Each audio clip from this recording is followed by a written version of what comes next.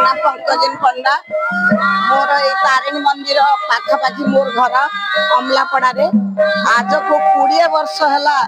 ये तारिणी पीठ रे यही कार्यक्रम चली प्रति वर्ष चैत्र पर्व दिन ये माँ पूजा अर्चनार समारोह करा जाए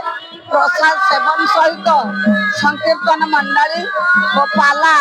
विभिन्न प्रकार प्रति वर्ष नुआ नुआ हुए ये हजार हजार संख्यार लोक आसती प्रसाद सेवन करती बहुत गाड़ी घोड़ा पूजा हुए एवं बहुत लोक पिलामानकर चुटी पकेवाई आसी विभिन्न प्रकार जानियात्रा देखापी शह शह हजार हजार संख्यक लोक समारोह करती आमर यार कुंड सेठी बोली जड़े या आग उद्घाटन करते सरकार तरफ गोटे गृह निर्माण होती वर्ष 3 लाख टंका सांसन होबार अच्छी से मंदिर उन्नतीकरण होगापी हिंदोल सहरवासी यही पर्व योगदान दौरान यार कि उन्नतीकरण हम आमर स्थानीय एमएलए पाखरे आवेदन कर अजय दास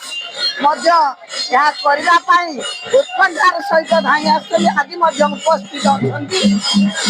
अच्छा आम समस्ते हिंदोलवासी बहुत खुशी आनंद मनाई।